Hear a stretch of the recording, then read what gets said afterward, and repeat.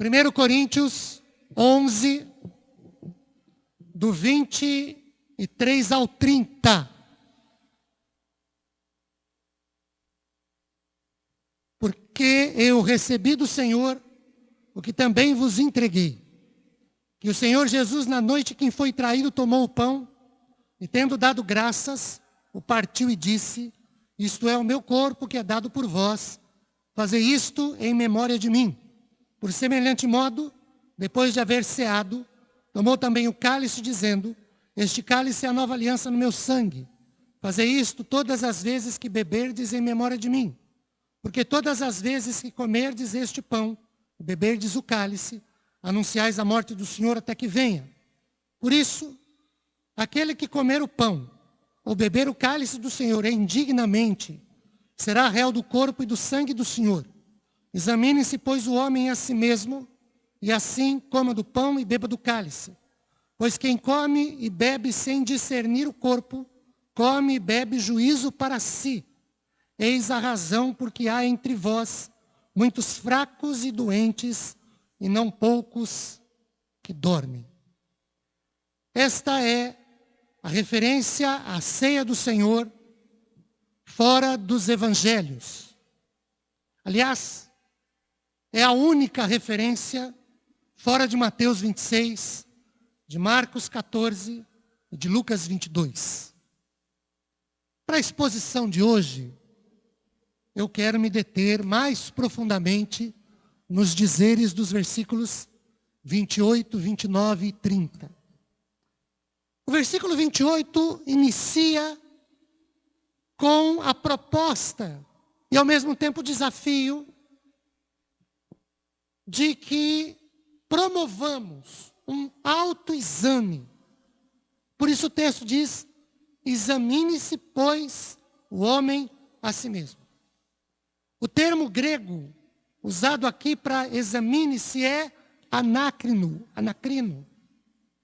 E pode significar indagar ou levar a efeito uma arguição ou ainda discernir e também sondar.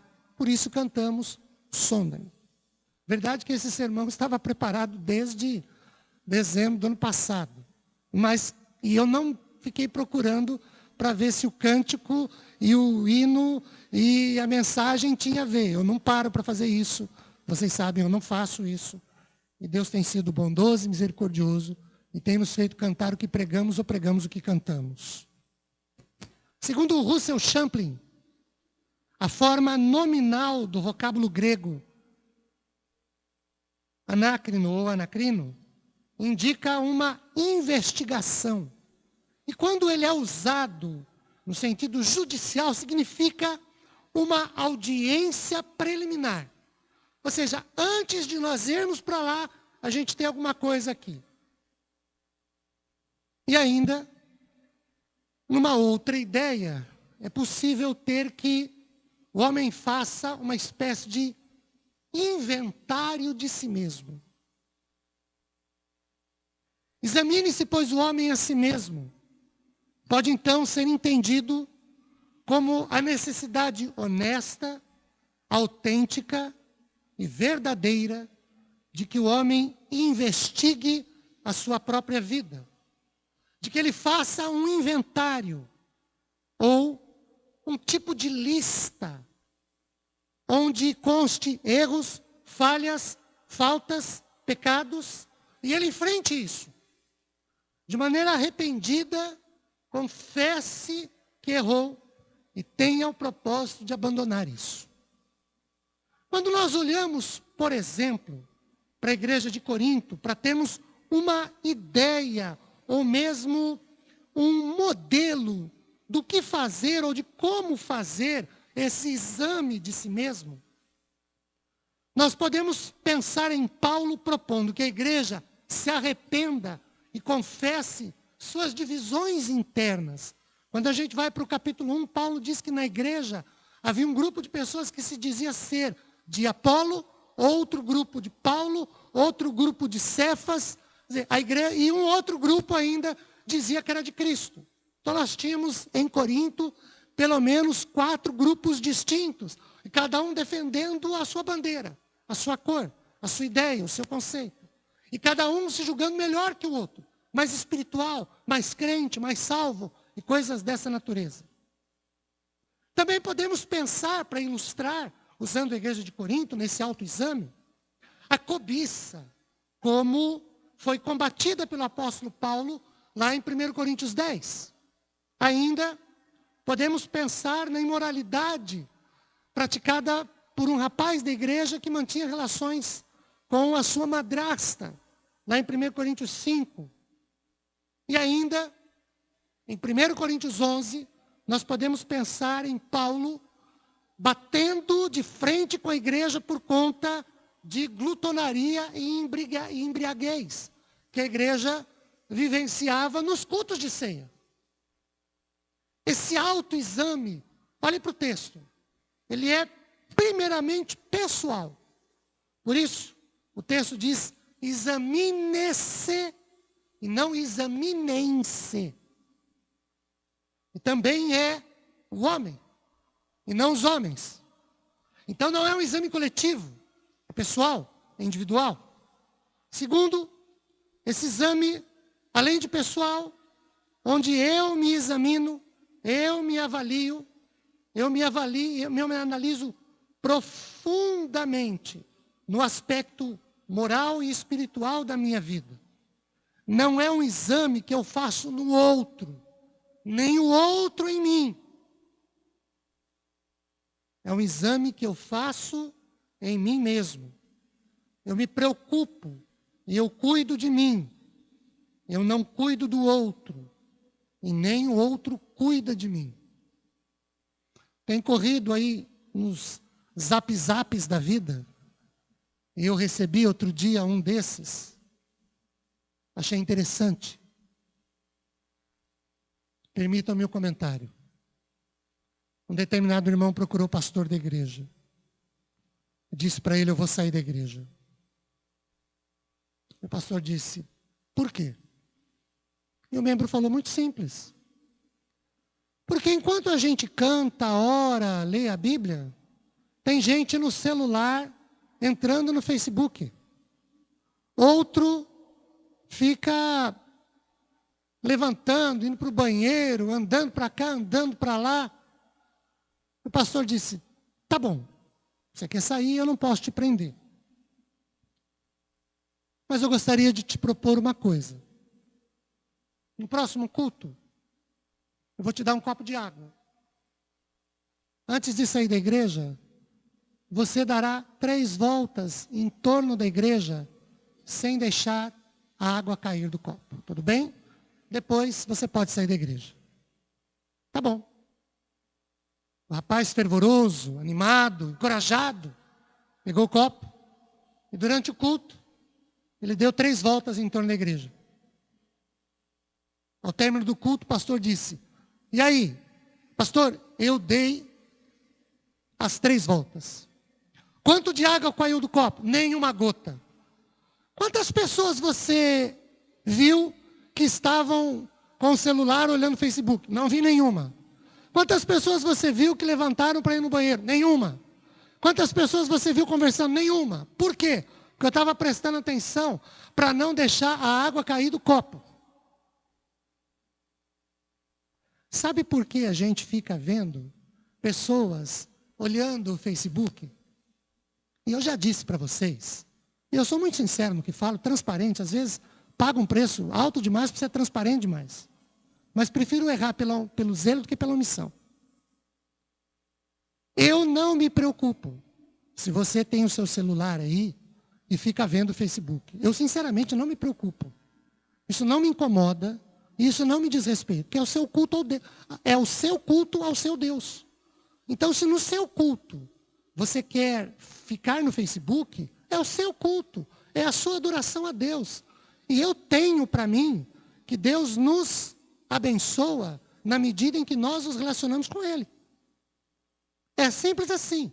A Bíblia diz, estou com vocês enquanto vocês estiverem comigo. Se vocês me deixaram, eu deixo vocês também. Então, para que eu vou me preocupar com você? Eu não mando desligar celular, não mando sair do Facebook. Eu não. Eu tenho um sermão que eu entendo que é mais importante do que ficar me preocupando com quem está no celular, com quem está no Facebook. É a sua adoração, é o seu culto, é o seu serviço a Deus. Essa é a qualidade da sua vida com Deus. Então por que eu vou me preocupar com isso? Mandar você desligar uma coisa que é a sua relação com Deus? Eu não faço isso. Na igreja de Corinto, não tinha Facebook, senão eles entrariam, com certeza. Porque o que tinham, eles faziam. Autoexame. Eu examino a mim, não examino o outro. Isso significa dizer, queridos, que a responsabilidade moral e espiritual é de cada um. É pessoal, é individual, é própria. Uma terceira ideia sobre o autoexame, que é pessoal, que é individual, é que cada crente no Senhor tem a responsabilidade de fazer, antes de sentar-se à mesa, espiritualmente falando, à mesa do Senhor, e participar da ceia, é que isso torna-nos todos iguais. Isso nivela-nos a todos, põe-nos no mesmo patamar, coloca-nos a todos na mesma prateleira diante de Deus. É um fato que não exige só deste ou daquele, enquanto exclui ou isenta o outro. Não é o caso de que só o ministro, só a liderança deve fazer. É o caso de todos se examinarem. Não há privilégios. Não há isenção também. Outro fator fundamental no texto é que o autoexame ou a avaliação ou a sondagem que cada um tem a responsabilidade individual de fazer, não é para efeito teórico, ou conceitual, ou intelectual, ou só para fazer por fazer. Mas é para ação, é para prática. Esse examine-se, pois, o homem a si mesmo, objetiva comer do pão e beber do cálice, ou participar da ceia do Senhor, ter comunhão com o corpo. Charles Spurgeon diz que a ceia não é para todos, mas somente para aqueles que espiritualmente são capazes de discernir o corpo do Senhor. Porque a ceia não se destina à conversão do pecador, mas sim à edificação dos discípulos do Senhor. Após o exame que eu devo fazer em mim mesmo, devo fazer também o movimento de comer do pão, de beber do cálice, ou de participar da ceia do Senhor. E esse participar da ceia, ou esse movimento de comer do pão e beber do cálice, que cada um de nós tem o privilégio de desfrutar após a responsabilidade pessoal de realizar um autoexame, traz-nos alguns detalhes. O primeiro deles está no versículo 27. Se eu for indigno de comer do pão, de beber do cálice, eu me torno culpado. O que Paulo se refere com o termo indignamente? Comentaristas dizem que não há qualquer definição clara e objetiva. Mas Champlin, observando o contexto em 1 Coríntios 11, sugere que tem a ver com a decência comum. Não pode haver qualquer das desordens de glutonaria, de embriaguez ou de egoísmo, nem de degradação ou contendas entre os crentes. Também não pode haver adoração a heróis por parte de grupos facciosos. A indignidade provoca a culpa do corpo e do sangue do Senhor, ou, de novo, Champlin diz, o termo grego enócho, quer dizer passível ou responsável. Isso torna cada pessoa indigna de comer do pão e beber do cálice e um culpado de violar ou de pecar contra o corpo e contra o sangue de Jesus. torna-o o culpado de um crime contra o corpo e contra o sangue de Cristo, se eu tomo indignamente. O segundo detalhe está no versículo 29.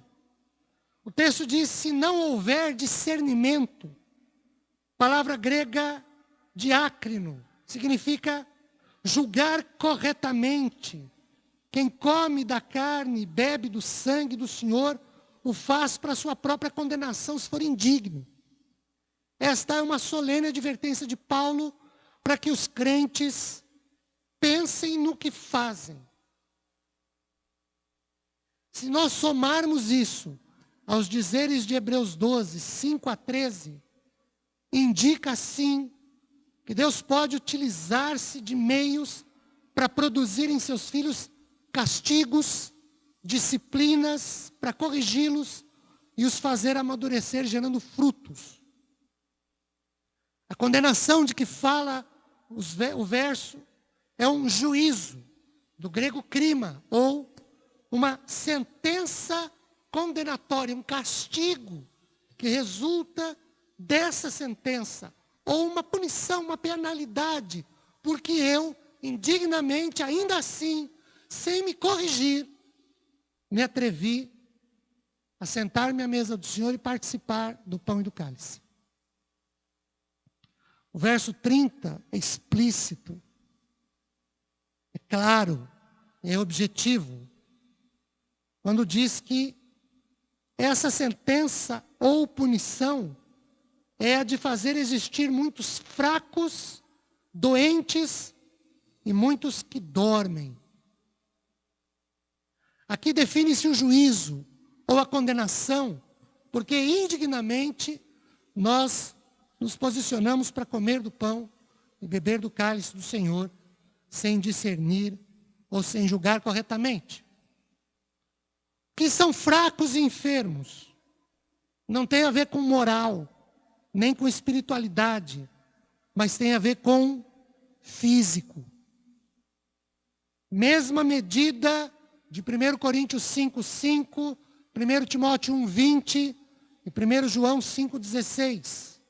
Também afirmam que o pecado em geral, ou no nosso contexto de hoje, não observar corretamente a vida para comer o pão e beber do cálice, pode sim produzir efeitos físicos prejudiciais. Quando o texto diz muitos que dormem, é um eufemismo ou uma atenuação do sentido desagradável de uma expressão que no caso tem a ver com morte mesmo. Resumindo ou trocando em miúdos o que a gente disse até agora, que talvez você possa estar olhando para a minha cara e dizendo assim: eu não estou entendendo paçoca nenhuma do que o senhor está dizendo, pastor. Vou esclarecer. Quando eu não me examino a mim mesmo, ou me examino de qualquer jeito, sem critério, sem ser sincero, honesto, verdadeiro, e me assento à mesa do Senhor, não arrependido dos pecados que eu cometi, nem tendo-os confessado, e aí eu como e bebo do cálice sem a devida correção que eu tenho que fazer na minha vida, eu me condeno. Eu me sentencio para ser fraco e doente e me predisponho a perder forças e vitalidade de força física. E aí eu posso me envolver em desânimo, em abatimento, perda de vitalidade mesmo. As coisas começam a ficar sem graça. A vida começa a não ter muito sentido.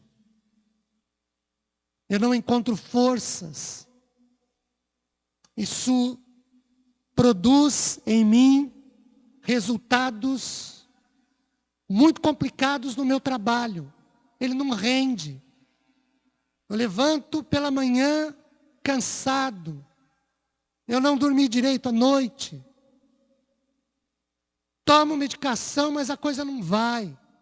Eu procuro um médico, ele me passa um medicamento para que eu durma, para que eu descanse, para que eu relaxo.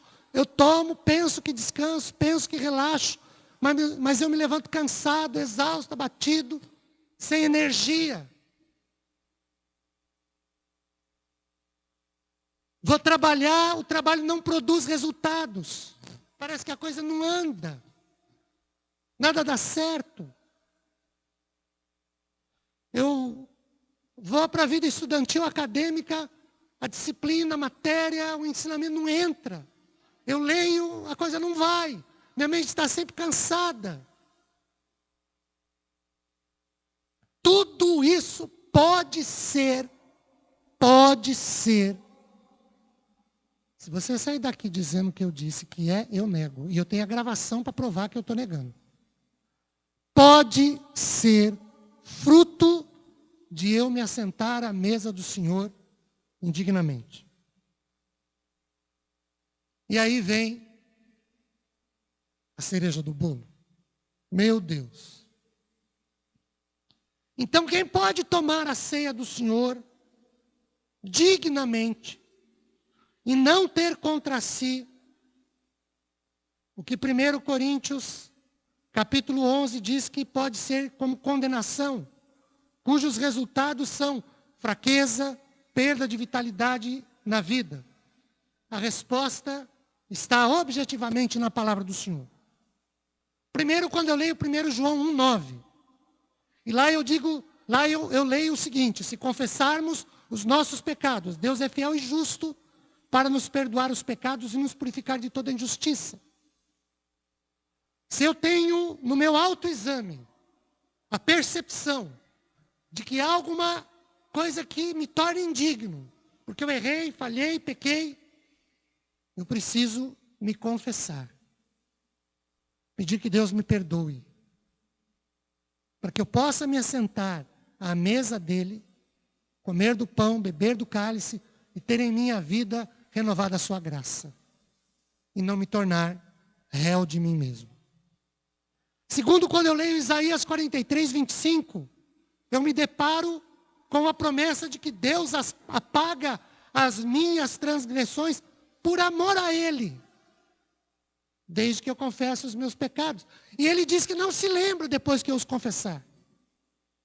Terceiro, em Miqueias 7, 19, eu leio que Deus tornará a ter compaixão de mim, pisará os pés as minhas iniquidades e as lançará nas profundezas das águas.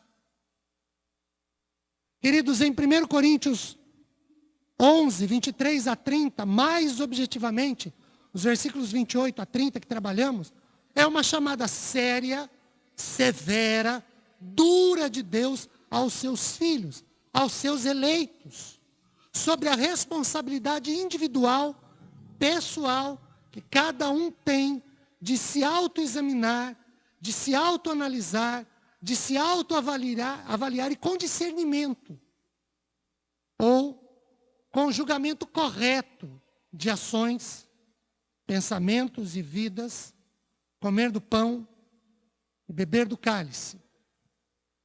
1 Coríntios 11, 28 a 30 é uma advertência ao fato de que a fraqueza, a perda de nossa vitalidade física, podem também serem consequências de eu comer do corpo e beber do cálice indignamente. Sim, é uma advertência. 1 Coríntios 11, 28 a 30 é um aviso que Deus faz para seus filhos se corrigirem, e aí comer do pão e beber do cálice dignamente, e não se tornarem réus de juízo. Sim, é um aviso. O que fazer? No autoexame, ser honesto, verdadeiramente arrependido, confessar, porque Deus é fiel e justo. Eu quero lembrá-los de que na doutrina bíblica reformada, a ceia é um meio de graça. A ceia não é um meio de condenação. Deus não instituiu a ceia para nos condenar. Ele instituiu a ceia para ser um meio de graça, de renovação, de comunhão. Não é para dizer, isso aqui é fechado, ninguém participa. Não. É para que os seus participem, mas participem dignamente. Por isso a gente tem os momentos de oração, de confissão de pecados. E eu quero ter, mais uma vez, esse momento com os irmãos nesta hora. Quero levá-los à oração. Vamos lá? Vamos ter um momento onde a gente possa fazer um autoexame. Vamos ter um momento onde a gente possa se avaliar e perceber que de repente falamos o que não devíamos ter falado para quem não tinha que ouvir. Pensamos e desejamos coisas que não eram para termos pensado e nem desejado. E tomamos atitude, às vezes de maneira impulsiva, intempestiva, com raiva, com bronca. Queremos partir a pessoa no meio. Não fizemos, mas pensamos, desejamos, tivemos vontade. Vamos pedir que Deus nos perdoe? Vamos orar? Oremos.